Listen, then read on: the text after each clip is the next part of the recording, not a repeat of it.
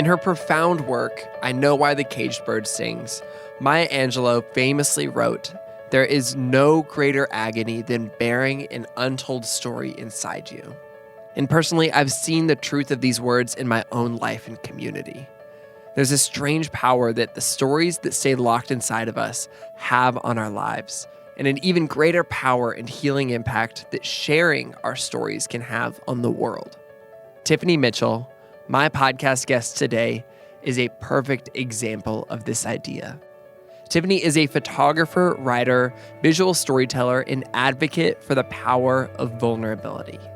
She started her now well-known Instagram account at a season of her life when she struggled with depression and anxiety, living with chronic pain that confined her to her house for 2 weeks out of every month between the ages of 19 and 27.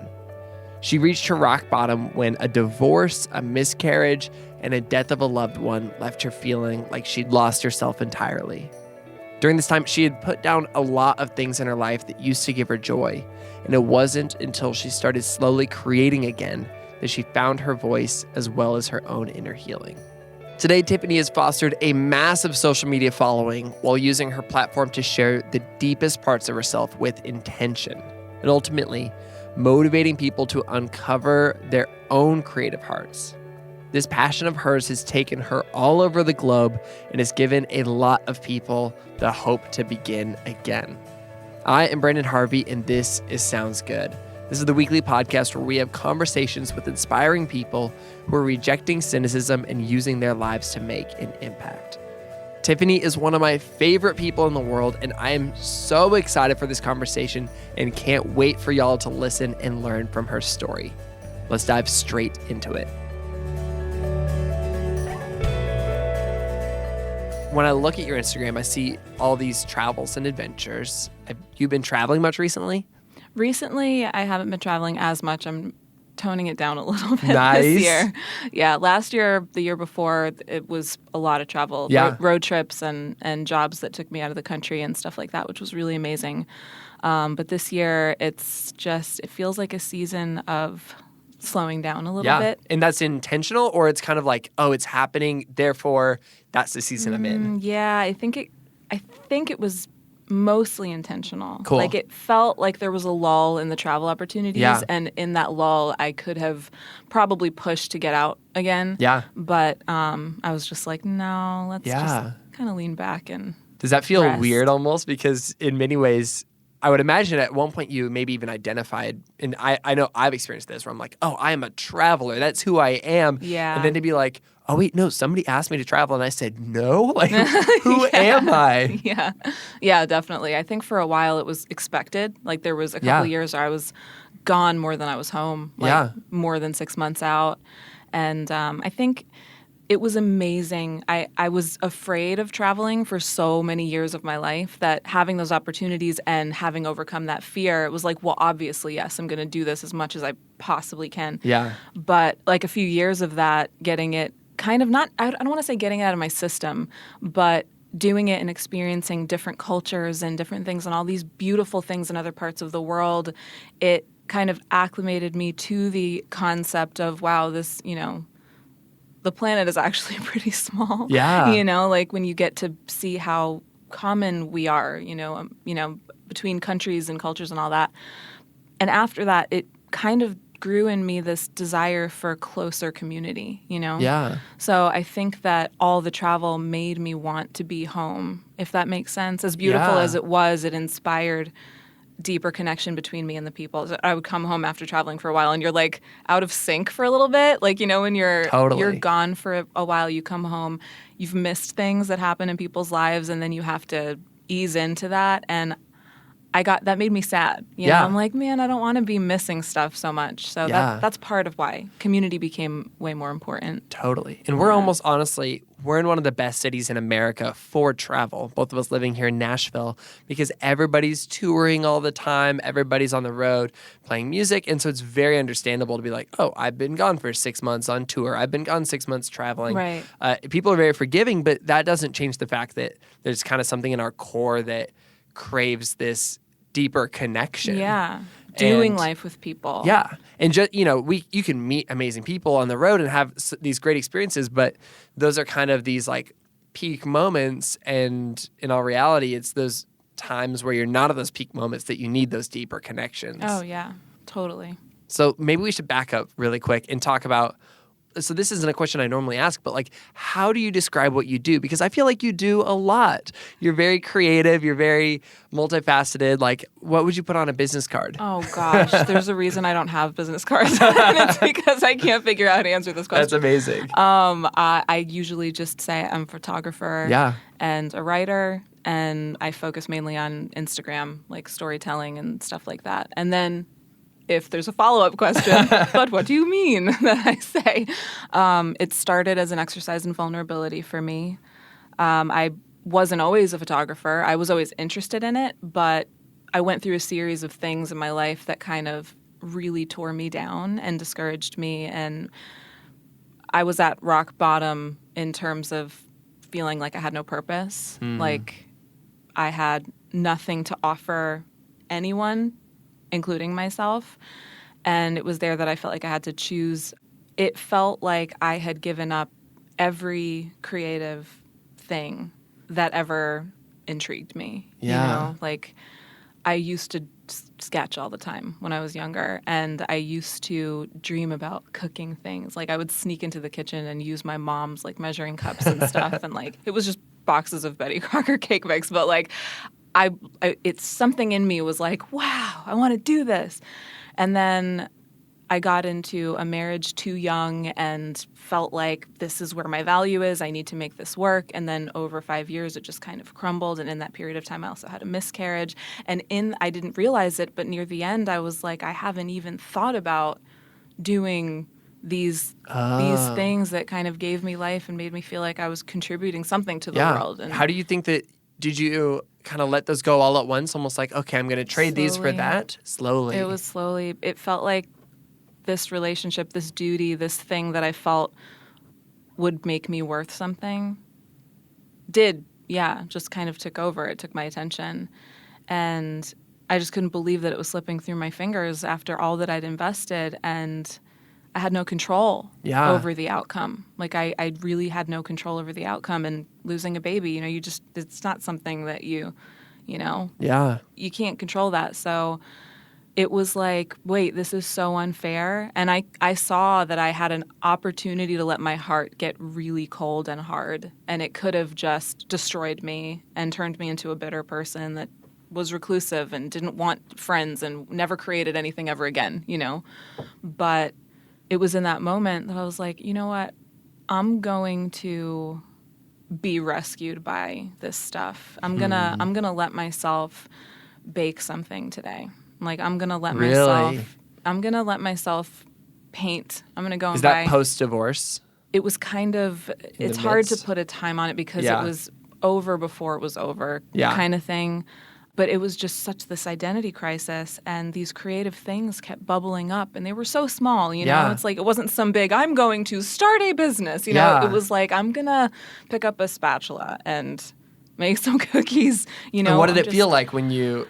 Was that gosh, it was a small step, or was that a big moment? It was a big moment. Wow. Which is, isn't that crazy? Yeah, that it's funny to think about that. Small would be so. I remember being nervous. I remember being embarrassed. I remember going to the art store to buy paintbrushes and that little palette of cheap watercolors, and like knowing this was something I needed to do, but so embarrassed because no one knew me as a painter and I'd probably be made fun of, or like it just wasn't expected that I would do that. Or what did you feel like you were known for at that time? I mean, I was a few years into this marriage. I think my close family knew me as a person who loved to create things, but when I got married, I ended up moving away from home, and those people I just didn't fit. I had lost my identity in this whole process of moving away from home and being in this marriage and then just trying to be this wife, mom, perfect, put together person who was going to earn a good life without pain. You know what I mean? Yeah. And that's how I was known, I guess, which is really not I don't know what they would have called it. I don't know how they would have described me, honestly. It might not have been positive. But yeah, I remember in this time of discovering these creative things and feeling like, why is it so hard for me to go buy a paintbrush? Why am I so embarrassed to do this? This should be easy. I should feel freedom in this moment, and I don't. And then it dawned on me like, oh my God, I have to do it then. I have to figure this out. And so I started creating more things in my own time. And then I felt like I needed to, the whole thing came to a head with, I need to share that this is what I'm doing. Like, I need to share it. And tell me about that compulsion. Like, what was kind of driving that for you? I think that creating was only half the equation. Connecting was the other half. So I felt that built in, like hardwired into who I am, was this need to create and a need to be in real relationship, whether it was with friends or a family or whatever.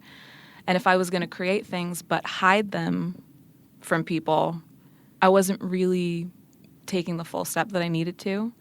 So I decided to start sharing on social media. I mean, there's a whole other part of my story regarding the virtual world. Like, tell me about it. Did I tell you? I don't know. Tell me. Oh, so, oh gosh. You're like, okay. You're blushing. Well, I love this, but it's also bizarre. This was actually before I got married. I got really sick. I ended up I had a food intolerance that I did not realize was a food intolerance. Wow. And so I was really sick for a long time. And it got so bad that I had to drop out of school and I couldn't have a normal job. And long story short, I ended up finding this virtual world called Second Life that I didn't know anything about this. When I grew up in a family of gamers. My dad made video games. My mom was graphics designer. So like I grew up like testing video games. My siblings did too. We were just kind of, so this was our world. Like I played The Sims all growing up and I was obsessed with it. But I'm in this kind of depressed state, just had to drop out of school, and I'm online and I see this ad for this virtual world that looks like The Sims, and I'm like, oh, cool, I'm going to play that. And I went on it, and I thought it was so cool because you could chat with other people, actual people, whereas The Sims is all like automated. Yeah. So I get into this, and I quickly find out that all the content was user created.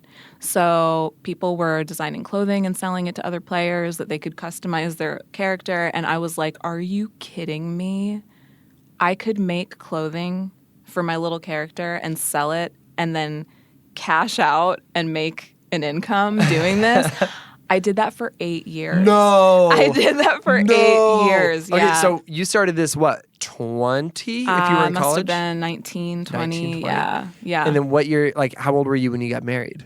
I was 23 when I got married. Wow. So I was doing that already, but this was like, I was creating things, and I remember having that kind of fear, the same fear about going and buying the paintbrush, but it was reduced down because it was me hiding behind a character whose name was Ellie, which Tiff or Ellie. That's my Instagram That's name. your Instagram name. Tiff or Ellie. Yeah, people, I don't know what people think it is, but that's it. I thought it was like your middle name or Tiff something. or Ellie, yeah. Wow. So I did that for 8 years, and through that time, I ended up finding out what my food allergy was and then fixing it, and I ended up getting better. And once I was better, it was so interesting that my body was healing, and I was, as the rest of my life was falling apart. And by the time I got to that point that I was just talking about in my marriage where it was ending and I had lost the baby and everything, my Second Life career had been doing really well, and I was also healing physically. So it all came to this point where I was ready physically to step out and maybe do something that wasn't just sitting at the computer all the time, because I am I love people. I love being around people. You're great with people. So as much as I loved, thank you, as much as I loved designing things in Second Life, it wasn't something I could do past that point. Do you think that it was healthy and helpful at the time that you were in? I feel like it kept my vent open for creating, and it's just weird because everyone's hiding behind a an avatar, you know? So when somebody tears your work to shreds, you feel a little bit removed from it. Yeah. Like it's not as personal as maybe someone looking at an Instagram photo and being like, ew, you know, like, so I think it was a really cool way for me to keep creating in some form, though it was all in this other digital world. You would think that after doing that for so long, it might have been easier for me to go and buy a paintbrush. But that was the big question in my mind, was like, why is this so hard? It was like I had to admit in real life who I was and who I wanted to be.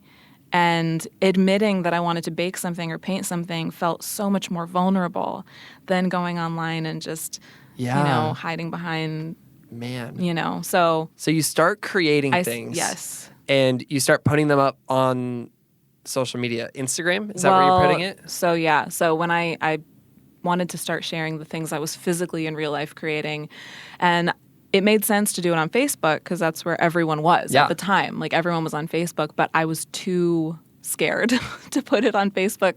So I started sharing on Instagram because no one knew about it. And a few of the Second Life people that I had been working with for years knew about it, but none of my family, no one that knew me in person. It just felt too scary to let them know what I was doing. So it became this exercise for me. Just, you know, I'm going to post about these cookies I made. I'm going to post about this little painting that I did. And I'm going to write about this fear that I'm dealing with too. Really? So you were like putting words to... Mm-hmm. So you're somebody, when I look at your Instagram now, when I read your captions, like you are deeply like emotionally present and aware. You've done your work and you are able to articulate like deep things that take a lot of people years of counseling. And I have had years of counseling. Tell me about like the words you were putting out there when you first started out on Instagram. Like what, like in hindsight, what was it? The first things I was sharing, I think it hadn't gotten really deep yet, because to me, deep at that point felt like admitting that I wanted to bake something. That was deep to me. And that's important. It was so scary. I remember being so nervous, and like it wasn't like some controversial thing. I'm going to write about politics and like let's hope people don't get mad. You know, it was like I'm going to share this recipe and I'm going to admit that I really liked it. Wow. That felt so vulnerable. It felt so scary. And I wanted to explore it, and once I started, I realized that I was changing. Like I started to be okay trying more things. It grew beyond just being in the kitchen and, you know, painting something on a little canvas. It turned into trying different fashion, like different styles. And then, you know, shortly after that, Anthropologie saw something that I posted and reposted it. And then I saw this influx of followers and I was like, oh my God. I remember like blacking out. I was like standing in my living room and all of a sudden all this notifications start popping up on my phone, and I literally got like tunnel vision, blacked out, like, oh no.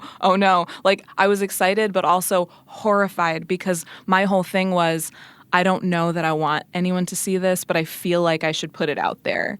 And now all of a sudden a whole bunch of people were going to start seeing stuff, and I didn't know what that was going to, if it was going to just scare me off, you know? So, the really cool thing that happened after that, though, was I started getting a lot of messages from people saying, oh my God, I've been so afraid to do XYZ, and it seems so small and so stupid.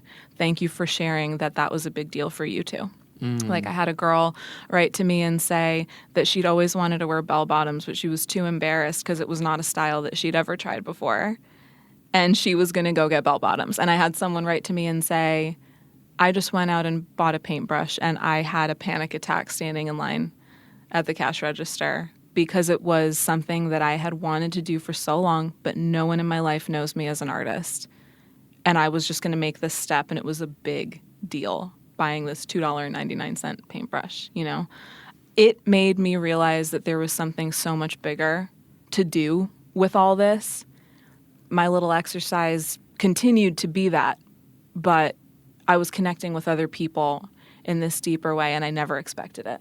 I really didn't. all those people coming forward and sharing that. And it's got to feel amazing to not feel like you're alone in that. Oh, my God. I mean, that was the whole thing. Like, what's the power behind taking these steps towards doing something that's a little bit creative or a little bit, outside of your comfort zone, but core to who you are, especially in the context of, losing a marriage and a baby? Why was that so important, do you think? I think it was because I did know who I was.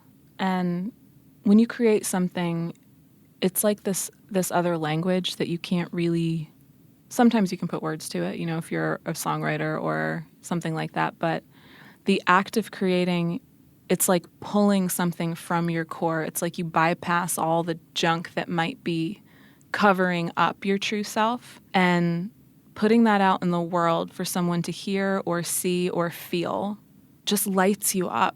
It connects you to yourself. I really do believe it's admitting who you really are. You know what I mean? Yeah. And when you do that, when you admit who you really are in some way, whether it's putting a brushstroke or whatever, it becomes real.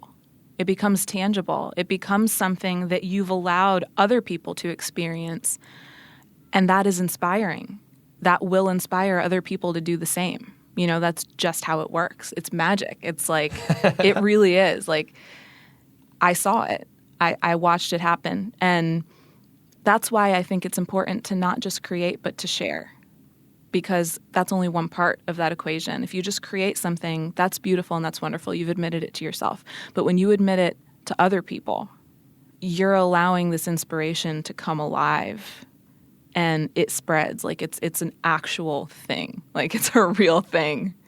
So that's why social media, I think, as horrible as a reputation it can have, can also be this most beautiful thing, where people all over the world, we can actually admit ourselves in this huge way and connect with people that we might have never understood or felt so alienated from. And then all of a sudden, the I'm not alone thing isn't just you and a couple people. It's you and thousands, millions.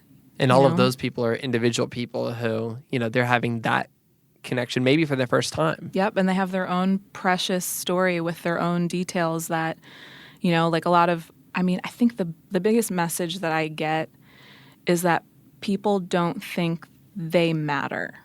They feel like they need to blend into this mass in some way, and that they don't think that their little tiny moment is worth anything.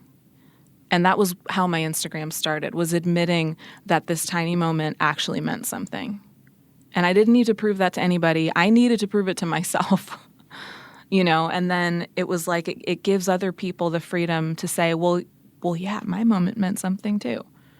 That meant a lot, actually, when that flower grew up out in my backyard, and I was like, wow, and it made me so excited. Something so little, And that wasn't the end by any means. For me, it was this is an ongoing process. So depth for me in the beginning, sharing on my Instagram, was admitting these little things, and it grew to, like, my courage grew to the place where, if we fast forward to right now, where I'm processing these deeper things, like, what is imagination? What is vulnerability? Why are these things difficult? How, I'm able to process these things and then write about them and post them without having a massive panic attack because of the practice, It has been a practice in vulnerability for all the years I've been doing it. That's amazing. And I see that for sure. Like, I think about, like, you and I got drinks the other day, and you were like, Branden, what's going on with you? And I shared what was going on in my life.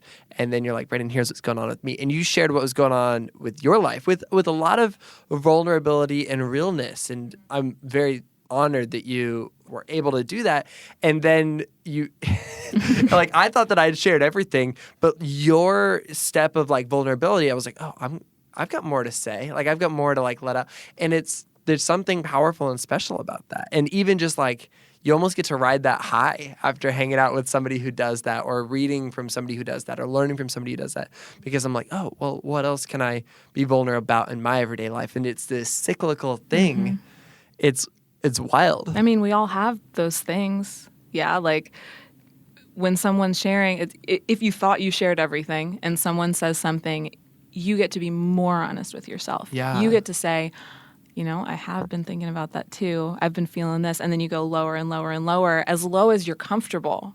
And I think for some people, it's really difficult to get deep like that. And that's okay, because it really does take practice. And for other people, maybe it's just natural. There's friends that I'll run into and I'll be like, how you doing?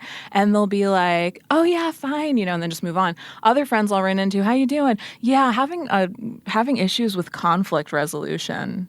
Really struggling to figure this out. And you'll just go right into it. And there's a place for all of it. Yeah. Totally. But I love when people just find that freedom and that safe space. Yeah. To say the things that they're really thinking and feeling and know that there's a place for it and that it matters. I almost feel like in many ways it takes not just like a safe space like you and me one-on-one, but a safe space in your life. When you're dealing with a lot of conflict, or if you don't have a lot of security in your day-to-day life, or even if you just don't have somebody who's emotionally supporting you consistently, it can be really hard to put yourself out there because it rocks the boat. And there's always that fear of rejection. And I feel like the rejection happens way less often than we fear that it will. But I think it's a testament in many ways to the people around you. Tell me about, so maybe post-divorce, post-Instagram, you're already sharing things, post-Abercrombie, or was that who it was? Who shared? Anthropology did. Post-anthropology, who are the people in your life? What's going on support system-wise? And that was kind of what we talked about at the beginning of the show too, with traveling and relationships. Who's in your life at this point? So at that point, it was my sister was basically my best friend. She had been living with me, and I really didn't have a community, a true community beyond that. I had friends. This is when I lived in Kentucky, and I had friends, but I was on this other track. I had been so isolated for so long because of my health and all that stuff. And I was brand new stepping out into the world saying, I want community, I want creativity, I want vulnerability, I want, all these things. It's a very abrupt kind of shift. And so for the people in my life, it wasn't like oh yeah, we're right there with you. It was just kind of So at that point, I had connected on Instagram with people from Nashville who welcomed me here because it was so close. It was only a 3-hour drive. And I started visiting, and that was so it was the Instagram connection where we were admitting to each other, this is where I'm at, this is how I'm feeling, this is what I'm going through. And I found a community here very quickly. So I started visiting Nashville from Kentucky a few times a month. I was That's down so here. Interesting. Yeah. So I visited down for about a year before I decided to move. But that's when I met Capel, who was a filmmaker. He had reached out to me on email because he saw my Instagram, and he was like, oh my gosh, I would love to work with you and do video stuff for you. And so we sat down to have a meeting at Pinewood and just talked about what my vision was. I was like, this is what I'm doing. Basically what I'm telling you now, but 3 years ago, 4 years ago. Yeah. And so he's like, yes, we need to do this. And we started working together, and then we started dating. And as you walked into the studio, there's a Polaroid of you and Capel at the entrance. Sitting at Weld, yeah. That's so funny. He loved Weld. He was obsessed with Weld. Man. That's probably how I met you both initially. Yes, I'm pretty sure it was. That's so crazy. It's crazy how long ago that was. I know. So you guys started dating. We started dating, and this was when travel really picked up, because he was travel adventure dude with his camera and his drones and his all this kind of gear. His work was so good. He was so talented. And so we were working on a few projects together, and I was getting a lot of travel jobs, and we would always do this stuff. So our relationship became a public thing on Instagram, which is complicated and complex. It was we didn't. It wasn't like we went into definitely didn't go into detail about our it felt like that needed to be kept totally.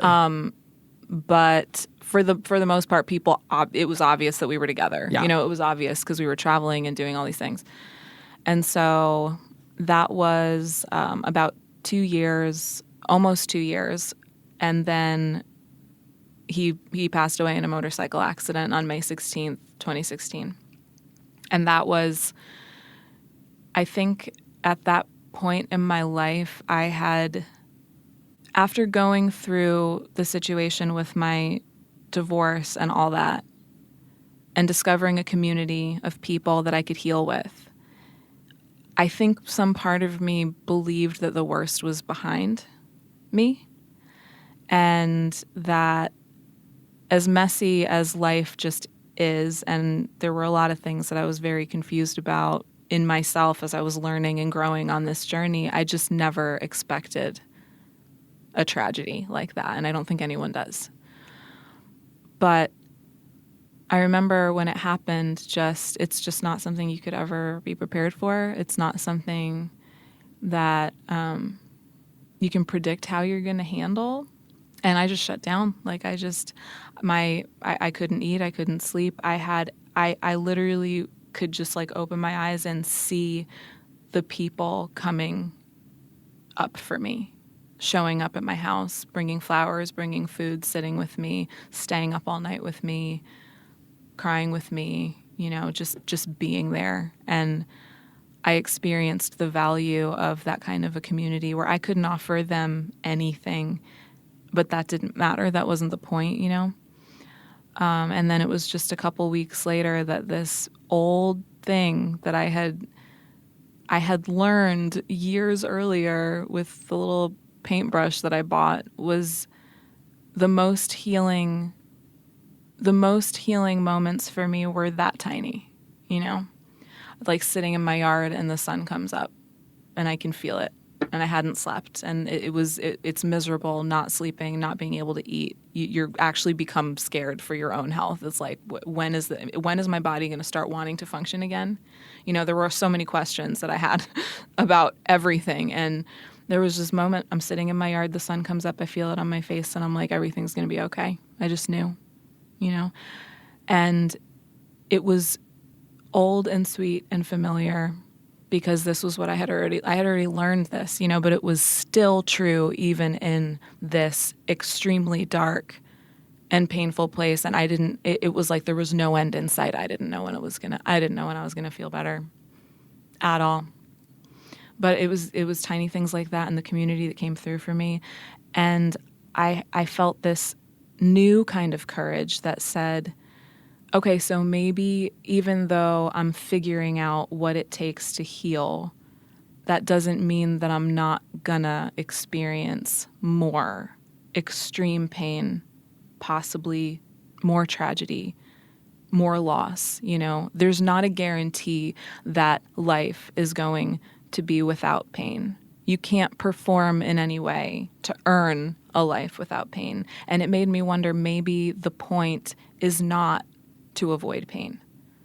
Maybe the point is to know these things, these little magical, precious, healing things so well that no matter what happens, I won't be afraid of it. Like, you can hurt and not be afraid. And I think that's what I was learning.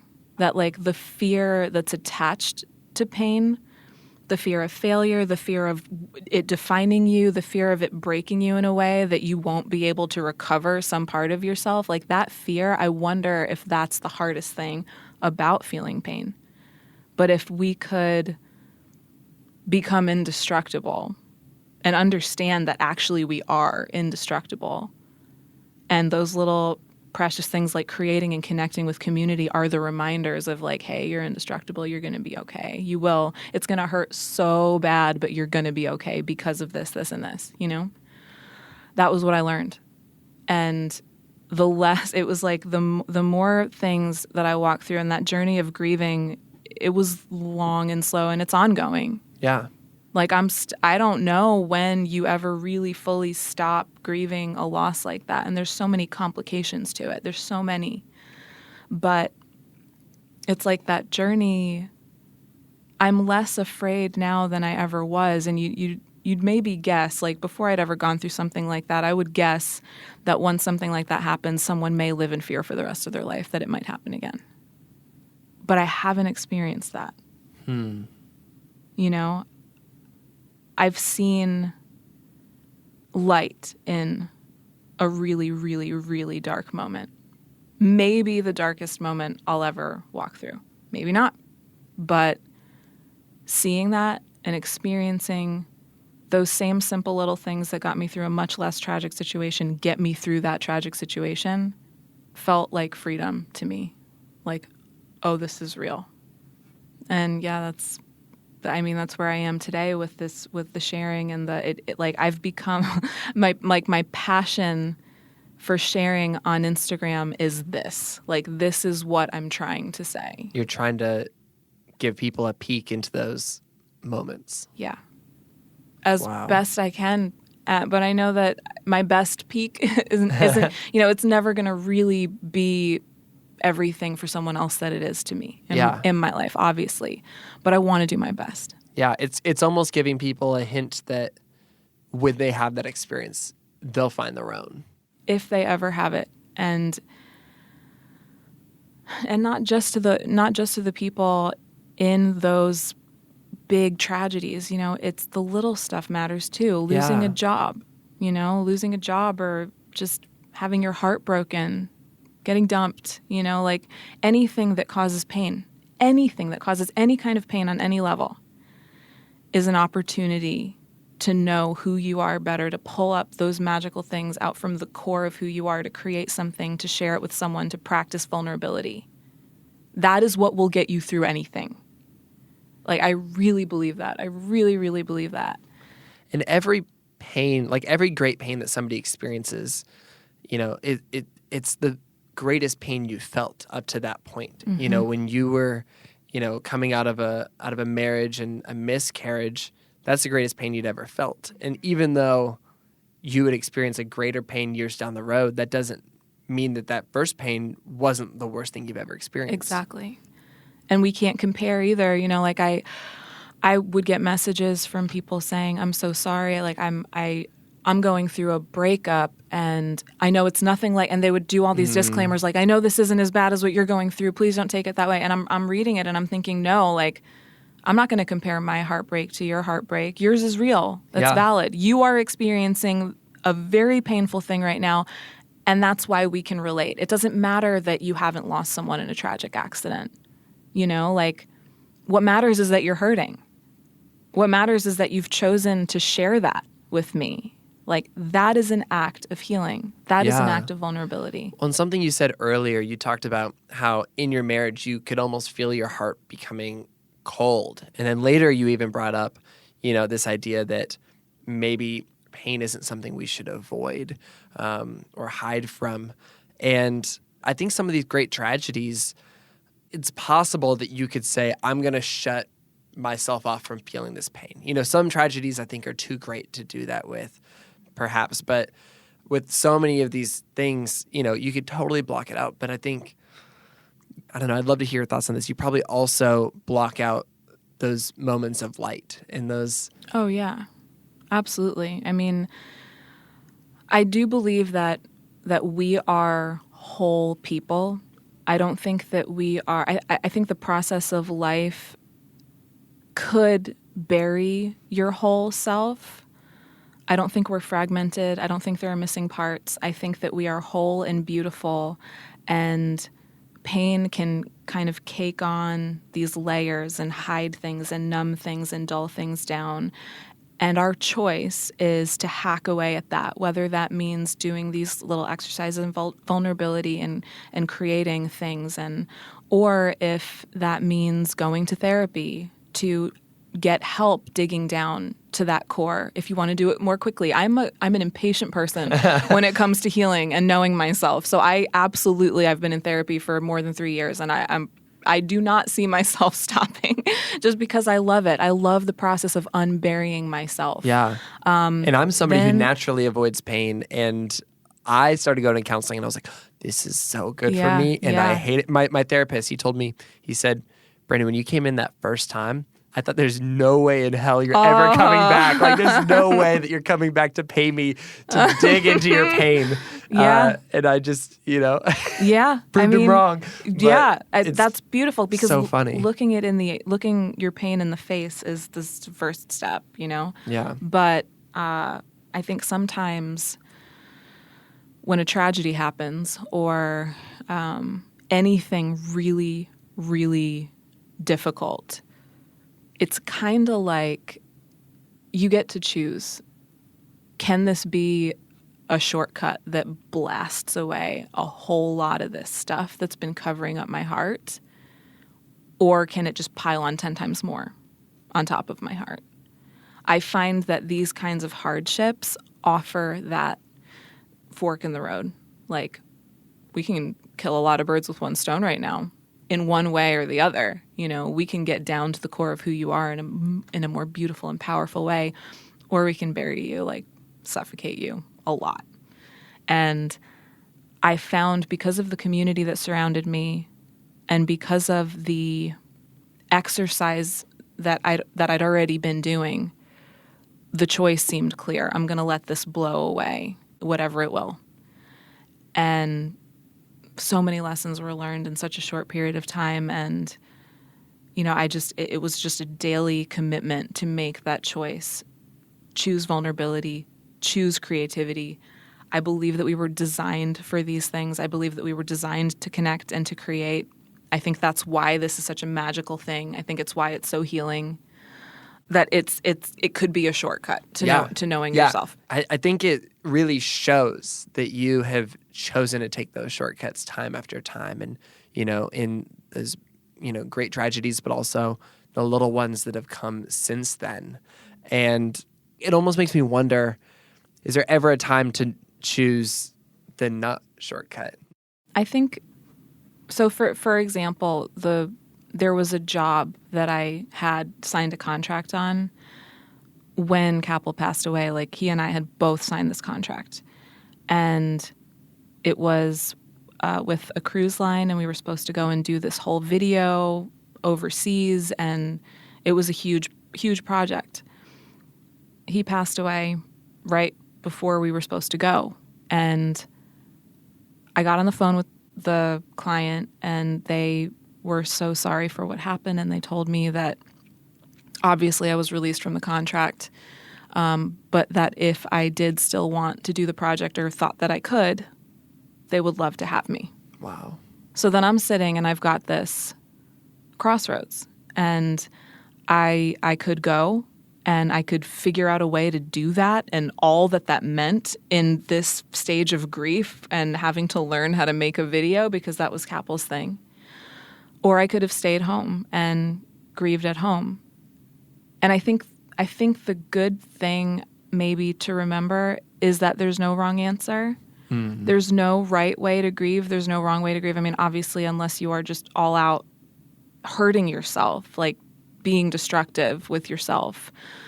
But that crossroads for me, like, it seemed like the more difficult course would be to go and do that project. The simpler, easier, still very painful course would have been to stay home. I saw the more difficult path as the shortcut. Yeah. You know, I saw that as like, you know what? Not only am I going to get out and start working again, this puts a timeline on that. I'm going to get out and start working again. I'm also going to be going and doing something that I was supposed to do with him. I'm also going to learn something new. I'm going to learn how to make videos. So that's what, like, let's kill multiple birds with one stone. I'm going to go and I'm going to, so that was the shortcut. But to stay home would not have been wrong. It would not have. So yes, I do believe that there is a time to choose the less difficult path, maybe not the shortcut.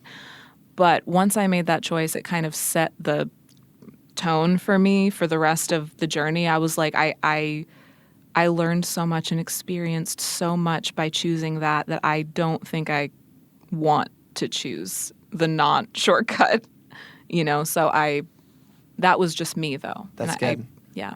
For people who are, you know, they are experiencing something right now, and, you know, this is coming at a perfect time, or even for people who are listening and, you know, they're hoping that pain isn't going to strike their lives, but they kind of know inevitably something's going to happen. You know, what kind of advice would you offer? You know, what's something tangible and practical people can, you know, step into to bring a little bit more creativity and community and vulnerability into their lives? The first thing I would say is it matters. What you're feeling, what you're going through, it matters a lot. Every feeling that you're having is valid, all of it. The practicals, I would say, to practice vulnerability and admit to yourself what you love. As small as it may seem, admit something and do it. Admit something to yourself about what you love and do it, create it. Practice vulnerability, share with a friend, or if there's not someone that you feel safe with, write about it. Maybe post it on social media somewhere anonymously.